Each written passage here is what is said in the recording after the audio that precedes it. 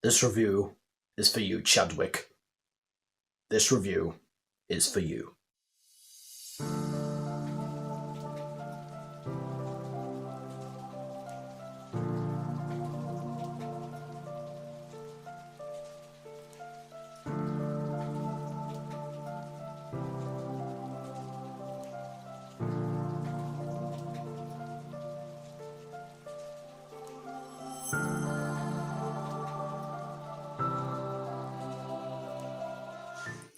Hey guys, it's Daniel here, back with a new Marvel Cinematic Universe review, and today I'm going to be reviewing the last feature film in the Marvel Cinematic Universe's Phase 4, as well as the sequel to Black Panther, and the big tribute to Chadwick Boseman.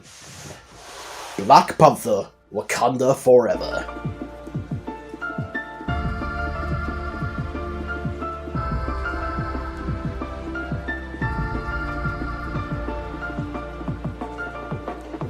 So Black Panther Wakanda Forever takes place after a very sad event, because T'Challa, aka the Black Panther, has unfortunately died from a sickness. So a year after his death, may you rest in peace, the members of Wakanda are trying to sort out what they can do without their king here. Ramonda is now queen, and she has a bit of a harsh response to the world, because the world is trying to locate the technology that relies in Wakanda. Now everybody's trying to protect it, but Wakanda is in a deep trouble as it ends up facing against a tribe of underwater beings led by a half-human, half-being named Namor. So now Shuri, Okoye, Queen Ramonda, and the other members of Wakanda have to defend Wakanda, as well as defending the legacy that T'Challa left behind. And who could be the new Black Panther? So, the first Black Panther, I haven't seen in a while, but the last time I saw it, I really liked it. It was awesome, it had great character development, and Chadwick Boseman as Black Panther really stole the show. So after the events of that film and Avengers Endgame, I was super excited to see where T'Challa's journey would go next in the MCU, and what legacy he could lead on his own. Then tragically, Chadwick Boseman died. And I may have not, seen a lot of his career, so I haven't seen, I think the closest I got was the film 42, but I watched that, after his death because I wanted to learn more of his career, and I don't really remember much about that movie, but man, T'Challa, he was a huge part of the franchise, and Chadwick Boseman was the one who brought him to life, so it's just very heartbreaking to know that a legend from the Marvel Cinematic Universe is gone. And I'm very pleased that they still decided to move forward on a Black Panther sequel without T'Challa, because if they were to stop, then I felt like it would not leave up to the impact that Chadwick have. So I'm glad that they decided to push forward on it as a way to say thank you to Chadwick Boseman. And I can say that I was one of those people who was legit excited to see this movie. So, after watching it twice now, what do I think of this sequel to Black Panther? I really liked it. However, I do have some pretty big issues to say about the film. But again, before we get to the cons, let's talk about the pros. First off, this film has some of the best acting in a Marvel Cinematic Universe film. The actors and actresses for this movie and the characters are just so well executed. Letita Wright, I do hope that's how you pronounce her name, as Shuri, still great. She handles all the emotional moments very well, she handles all the serious moments very well, but she can also have her cheeky sense of humour. Danai Gurira as Okoye, really, I think she might be my favourite Black Panther character alongside T'Challa, because she's very quick, she's very awesome in battle, she has her own sense of humour, but she still takes her role seriously, and man, throughout the movie I couldn't help but feel sorry for her, because she goes through a big dilemma, almost halfway through the film in terms of getting into trouble with the Queen, but even with getting into trouble with the Queen, she still respects the Queen, and, I mean, after all, she is Michelle, and after all, Danai Gurira, and again, she steals every scene that she's in. And, wow. Angela Bassett. There is a speech, a monologue that she speaks in this movie. I won't give away too much of it, but just one scene, she steals that moment with her emotional range of acting, and I'm interested to see more films with this actress, and apparently she got nominated for Best Supporting Actress. I wouldn't really put her in that category, but I can understand why they would try to put her in that category because of that one scene, because that scene was really well done. Well done, Angela. The villain of the movie, Namor, he's pretty good. He's very menacing, and he does have a good backstory. I'll get more into him later, though, but he is a very interesting antagonist. Although I will admit, yeah, he's not as good as a villain as Killmonger. The visuals and cinematography are another next step high level of greatness. There are so many shots of Wakanda that just look so mesmerizing. The underwater kingdom that Namor and his people live in, wow. Again, very mesmerizing. It almost seems like something out of Aquaman from the DC Extended Universe. And the action sequences are really well done, especially Okoye fighting the people of Namor's kingdom. I thought that was really done well, and wow, she looks really good in that costume.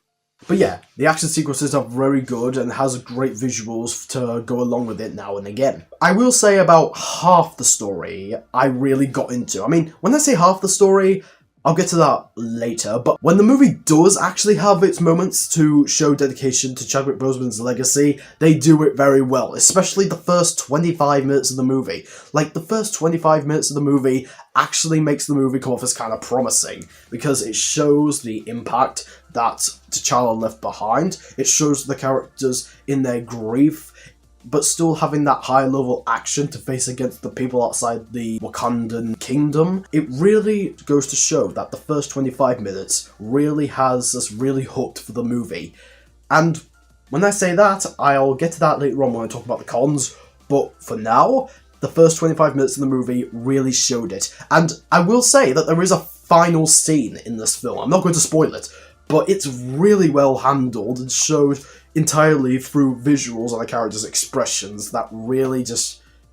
Rest in peace, Chadwick, and rest in peace, T'Challa. You really left a legacy behind you. But that's not to say that the movie is lacking in humour because of its serious tone. It actually does have many hilarious moments in the movie. Again, Okoye gets some of the funniest lines in the movie. I literally can't stop talking about this character because she's just so great. But there's still other moments now and again where they do have the comedy high, but it's not like taking over our attention because it does like to go back to its serious roots now and again, which, again, it's very well executed. And the last thing I will say about this movie is that I really love and added an extra new level of perfectness in techniques in a Marvel Cinematic Universe film is the music. I thought that the song choices in the film were very well chose. They have emotional subtext, they add to the different dedicational routes that the film takes, but also has the right amount of music to really show the impact on what the film has now, like Wakanda, the underwater kingdom, and the way that the show, how everything affects them. And I will say, the end credits song, while I don't remember most of the lyrics, I guess I would listen to it again, because, again, very neat choice for a very emotional, dedicated movie to the work of Chadwick Boseman. Now, I have mentioned that I do like this movie, and I do think it does have many brilliant moments in an MCU film. But we have to get to that point where I admit that although I really like this film, I do have a few problems with it. And I just want to state for the record that these are just my opinions on the film. They don't have to be your opinions. You can agree with me or you can disagree with me. I just want you to know my opinion doesn't justify yours opinions. If you love this movie more than I do, you can. Basically, what I'm trying to say is... Please don't hate me and dislike this video! Please don't watch this video! Please don't hate me! Okay, now that I've got that out of my way, let's talk about the first and probably biggest issue with this film. I felt like there were different ideas that the movie could have taken. but the movie just seems to want to focus on something else that really doesn't really sound as interesting as what ideas I have. You see, I was one of those people who was legit excited to see this movie, mainly because I was thinking that the entire movie was going to be a great tribute to focusing on how devastating people are about T'Challa being no longer with them, and them trying to move on, but them struggling. And the movie that I definitely got a few elements of that, but even though it did have a few elements, I was kind of ashamed that there wasn't even more. I felt like there could have been more moments of them just grieving over T'Challa's death, and like I said before, the first 25 minutes of the film definitely comes off as promising. Nothing is held back. It's all detailed about the devastating events that these characters are going through without T'Challa by their side. But then, once Namor enters the picture, I mean, he doesn't totally ruin the movie, but I guess it's really after he shows up that the film then turns into a completely different movie, where it turns from a tribute film to just like another MCU film. It goes from an epic film to just a good film. Because while the conflict with Namor is very interesting, because it definitely seems like it's kind of a reflection of what Wakanda could end up becoming if they go down a dark path, I felt like that out of all the things you could do for a movie that dedicates itself to showing the impact that T'Challa had and the impact of Chadwick Boseman, this is the villain you decided to go with? It's not like big and like, oh, and something you never expect. It's just another being kind of antagonist. I mean, he's not bad. I do really like him as a villain, but again, I felt like Killmonger was more interesting and more like intimidating as a villain than Namor. And again, out of all the villains they could have gone with, they decided to go with him?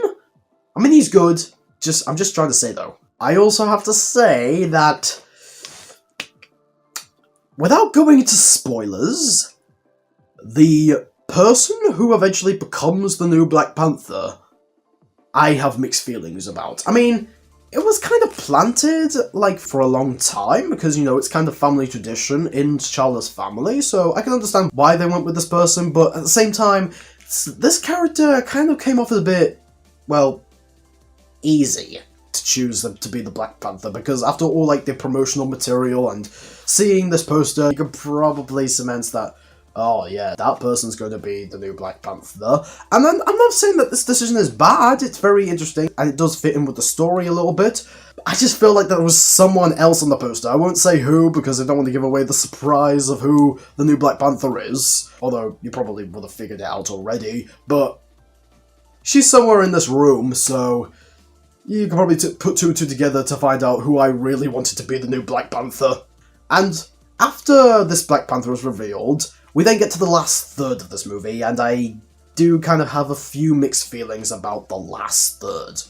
The ending was great, but the climax, while epic in some parts, wasn't really as epic as I wanted it to be, and it just, like, changed its focus from what we could have had to what kind of threat we could have had, like what kind of conflict we could have had, to just like being like almost out of nowhere. And when I say out of nowhere, I'm talking about like what the Black Panther like goes through in the last third of the movie. While it is emotional, one, it feels like it's kind of similar to like No Way Home, and two, it does kind of change the character like that. I did say it does kind of fit in the story, but at the same time, in some cases, it kind of doesn't, because it just, like, changes, like, in a bit of an instant. Again, the third act isn't bad, it's just okay. I think one thing, though, that a lot of people can definitely agree with is the lack of focus on one specific character. Yep, you know who I'm talking about. Martin Freeman's character from the first movie. He returns, and this movie is 2 hours and 40 minutes long. He's in it for about 7 minutes. No, I'm not kidding. He shows up a little bit at the beginning. A few little tiny little moments in the second act, and then he goes away and then shows up like at the end of the film, like at the end of the third act of the film. And what was even the point of, like, having this character back? I mean, he's not awful. I liked Martin Freeman's accent that he tries to put on. I think it's a bit better, getting better, his accent. But aside from one small thing where he kind of gives the directions of this, like, scientist that they need to find, the movie could have just worked without him. If you took him out of the film, it wouldn't change anything whatsoever. In fact, that one little thing that he did about the scientist, I don't think he really needed to do that. It could have been, like, something else. Like, I don't know, maybe Shuri was so smart that she worked out where the scientist is, but no, they gave it to this Ross's character, Martin Freeman's character, because they're like, okay, maybe we need to give him a little something, but let's give him that. But aside from that, the movie could have worked with or without him. Maybe I don't feel like this all the time, but in some cases, I can sort of say the same thing about the character of Riri Williams. Now, of course they're setting her up to be like a future character in the MCU, but again, much like Martin Freeman's character, she is more useful than Martin Freeman's character, but again, it's just like a few little moments, but she's barely utilized. I mean, this is supposed to be the character that's like supposed to be like a big like reason, like we need this character so badly because of a very important reason, but again, the film doesn't really utilize her because it's really just like a little Easter egg, besides taking part in the climax at the end of the movie, and I would admit her inventions are very clever. Again, they could have used her a bit more, but I'm interested to see what else she does in the future of the MCU. So, yeah, those problems I do have. And again, the film, I felt like, could have actually gone into a bit of a different direction. Like, you might be asking, well, what really did you really want from this movie? Well, instead of having Namor and his tribe be the villains, have Wakanda versus his people as the conflict, it could have been a conflict dealing with the government. Yeah, I know that seems pretty, like, uninspired for a Marvel movie to take, the government being the villains, but what if the government actually wanted to break into Wakanda to steal their technology, so they have to use their own technology against them, and it's already powerful, but they need Wakanda's technology to be at the high level for their weapons, and Wakanda has to go to war with that governmental agency. That actually could have been a very interesting threat to deal with, because the people they've been trying to hide that technology for a long time is now coming after them. I felt like that would have been a very good one, and they are actually bigger threats than Wakanda expected, and without the king, what are they going to do?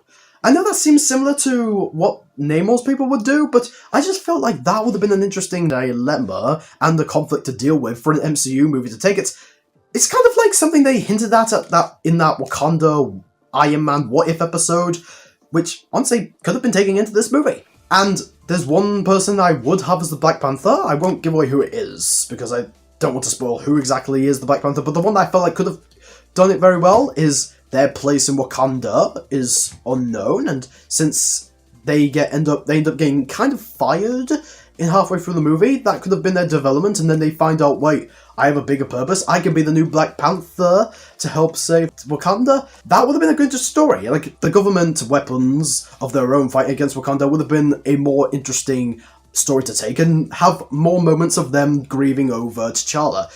I know it's not really, like, at that high level of accuracy. I should just judge a movie for what it is, and rather than what I want it to be, but I just felt like there's just a few... If you really saw this as a MCU movie, you would have fun with it. If you saw this as a Black Panther movie, I saw this as a little bit of a missed opportunity. But again, I'm judging the movie what it is, not what I want it to be, but overall, despite those problems, I still liked Wakanda Forever. It's not one of the best movies ever made, but it is definitely like a better MCU movie in 2022 than Doctor Strange in the Multiverse of Madness. I mean, that one had even more wasted potential than this one. This one isn't really fully wasted potential, it just has a few little moments that I felt like could have had their opportunity to shine. But it's still great. The emotional moments do hit hard, the acting is fantastic, the visuals are great, and it does have me interested to see what else is up for the future of Wakanda. And I will give this movie a 4 out of 5. It's definitely worth the watch, and if you love Black Panther, if you love the first one, or you're just really just going in just to see how they dedicate the life of Chadwick Boseman, go see it. And he will very much be missed. But I'm very thankful that he did leave his legacy behind it, and they were trying, so rest in peace, Wakanda forever. What do you think of the movie? Do you love it? Do you hate it? And what film dedicated to an actor that passed away do you love the most? Let me know in the comment section below. More videos to come. I hope you like this t-shirt I got for Christmas, I believe? Yeah, definitely fitting. I didn't want to miss the opportunity to wear this in the video.